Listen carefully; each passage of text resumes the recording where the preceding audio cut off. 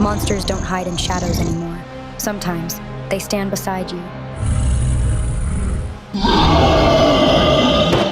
Season 2 of Wednesday is packed with mystery, twists, and some wild theories, so let's dive into the ones so crazy they just might be true. Wednesday does not save Tyler's mom. Some people think the woman Wednesday saved from the hospital basement might be Tyler's mom, Francoise. Honestly, I doubt it, at least if they're trying to stick to the original lore. Tyler's mom is supposed to be a Hyde too, and with how careful they were with him, it doesn't add up that they just stash another Hyde behind the door and call it good.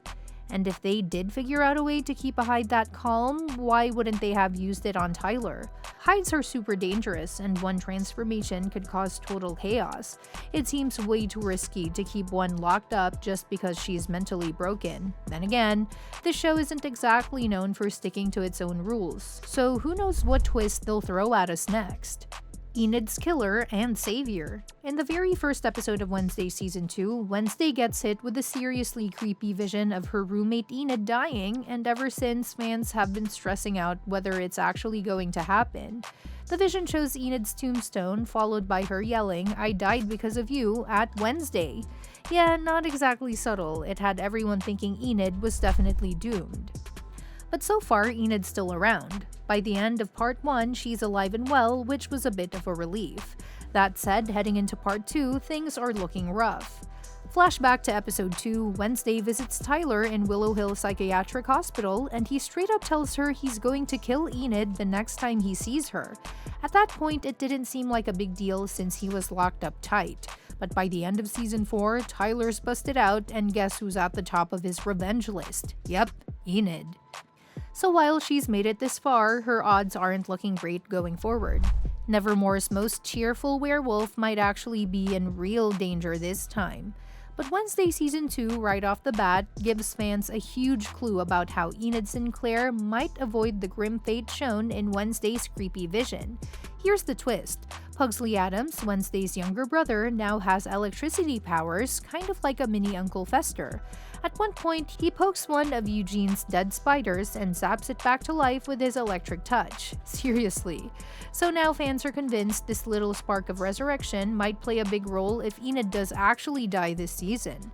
If she flatlines, maybe Pugsley gives her the old spider treatment and brings her back. The show already hinted at that kind of thing when Pugsley accidentally reawakens a mechanical zombie teen while messing around the skull tree. Yep, chaos follows that kid everywhere. Whether Enid's actually in danger or not, this new twist has fans buzzing. And knowing Wednesday, even if her brother does something heroic, she probably won't thank him out loud. For now, we'll have to wait and see how things play out, but the theory is out there, and honestly, it makes a lot of sense. Are you buying the idea that Pugsley will save Enid, or do you think the show's got a bigger surprise in store? Wednesday gets her psychic powers back with the help of another family member. So after spending the summer leveling up her psychic powers, Wednesday ends up losing them right after she gets that brutal vision of Enid's death. She thinks she might be able to bring them back by digging into Goody's old spellbook, except there's a catch. Morticia went ahead and burned it. Now the big question is, will Wednesday try to find another psychic to help guide her through this mess, or will she go full solo mode and push herself over the edge like her aunt Ophelia did? There's actually a theory floating around that Wednesday ends up freeing Ophelia from Willow Hill. All season, Morticia's been dropping hints about her sister, how she lost her grip on reality thanks to her psychic visions, got shipped off to Willow Hill by their mom, and has been MIA for 20 years. But what if she wasn't just missing? What if she was dragged into the Lois program, long-term outcast integration study? The place already faked the deaths of other subjects, so faking a disappearance wouldn't be that wild. Based on that, it really seems like the last Lois subject Wednesday helps escape from Willow Hill, played by Frances O'Connor, might actually be Ophelia. For one, she's the right age. Plus, Wednesday treats her way differently from the other patients. She doesn't even try to kill Judy Stonehurst, the Lois head played by Heather Matarazzo. Instead, this mystery woman sticks close to Wednesday during the breakout. So, was that chaos-filled escape actually a twisted family reunion? Sounds about right for the Addams crew. She does seem super unstable, which kind of lines up with what we've heard about Ophelia. I'm betting it's Ophelia, even though she's not blonde like Morticia mentioned. Maybe dye wasn't just a priority in the psych ward. What's up with Principal Dort? All through Wednesday Season 2 Part 1, Principal Dort has been laser-focused on getting Morticia's mom, Hester Frump, to cough up some serious cash for Nevermore. And sure, she's rich and fabulous, totally get the hype if you've seen Absolutely Fabulous. But why her specifically? Is it just the money? Or is there something a bit more twisted behind this obsession? Now let's talk about Dort's fundraiser hustle. He's not just throwing together a fancy gala, he's pulling some sketchy moves like blackmailing teen siren Bianca Barclay Joy Sunday. That's not normal school principal behavior. Dude's acting like he's running a covert op than planning a benefit dinner. Whatever this gala is actually about, it feels way bigger than school funding. And just when you think Dort's storyline couldn't get more sus, in episode 4, Bianca and Ajax overhear him on the phone saying, "I've always had your back. You've always had mine. So relax. I've never been more confident about anything. I have it under control." Excuse me, what exactly does he have under control? Let's be real, something shady is absolutely going on. So here's a wild theory. What if Dort is secretly working with Judy from the Lois program? Maybe he's not even an outcast. Maybe he's a normie who got powers through Lois, just like the test subjects. Maybe he's infiltrated Nevermore to round up more outcasts. And this gala, it's just a way to lure them in all at once. I'm not saying I have the full puzzle solved, but one thing's clear, Dort is not just a pushy fundraiser. Either way, he's not going to be the main villain. One theory on Reddit says Weems was clearly gonna die. The current principal is an antagonist, so he's not gonna stick around for long.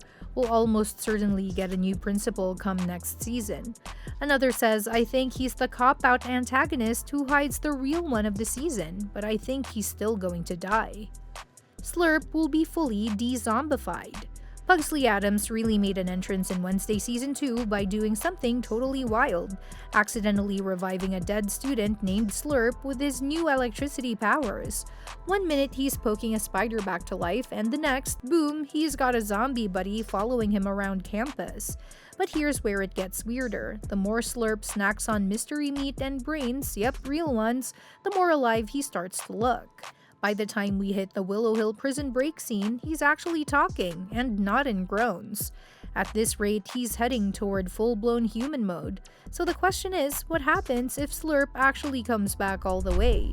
There might be a major clue in episode 1 when Ajax tells that creepy ghost story about the tale of the skull tree.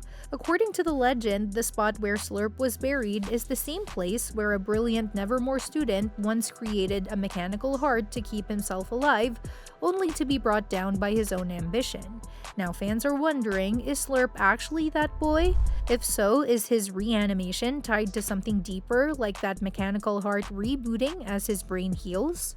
It's kind of like we're watching a science experiment in real time, except the test subject is a talking corpse slowly regaining humanity.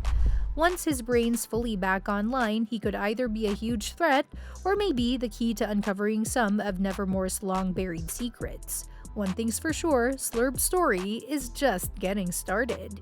Well, that's it for today. Got your own theory about what's coming in part 2? Drop it in the comments, and don't forget to subscribe for more updates on Wednesday and all your favorite shows. Catch you next time!